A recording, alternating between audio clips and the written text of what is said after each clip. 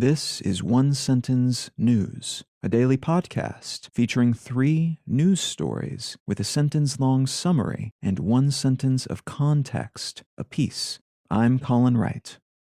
This is a sponsored message. I've been using Anchor as my podcast host for a while now, and it's been a pleasure to use. Anchor offers benefits that most other hosts do not. It's free to use, but it also has a collection of tools that allow you to create a podcast completely within the Anchor website or smartphone app. They distribute your show to Apple Podcasts, Spotify, and all the other distribution channels without any additional effort on your part, and you can make money from your podcast without any minimum audience size. So you can use it as a more traditional podcast host like I do, but it's also got everything you need to start a podcast from scratch. If you're keen to give it a shot, download the free Anchor app or go to anchor.fm to get started.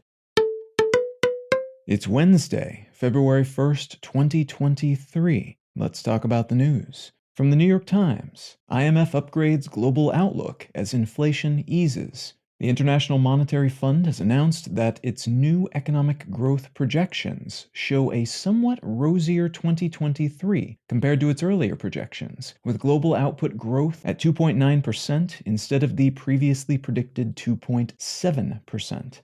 This bump is the consequence of China's economy opening back up after COVID-0 lockdowns and an overall easing of inflation-related issues globally, though some economies, like the UK's, still look pretty bad for the new year, and the IMF have cautioned that this figure could still dip back down if ongoing unknowns, like Russia's invasion of Ukraine, toss new variables into the mix.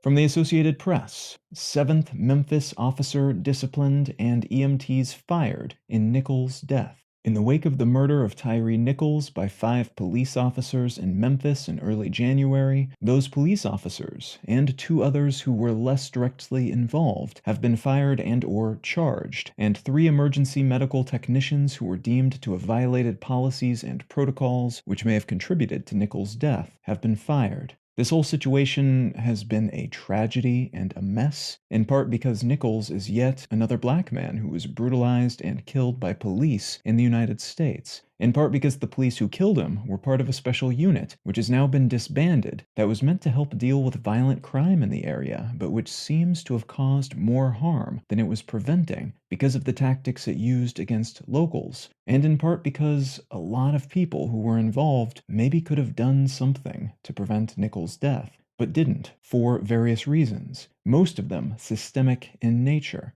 Peaceful protests have popped up in Memphis and around the country in response to this tragedy, and Nichols' family has told protesters to remain peaceful. And from Al Jazeera, dozens killed in Pakistan mosque blast. At least 92 people have died, and more than 170 have been injured by a suicide bombing at a mosque in Peshawar, Pakistan. This bombing was initially claimed by a commander of the Pakistan wing of the Taliban, but a spokesperson for the same group later said that this wasn't the case, as his group does not target mosques or other holy places. This particular mosque is located inside a fortified compound and was the primary place of worship for many of the city's police officers. 90 of the 92 people killed in the blast were members of the local police force.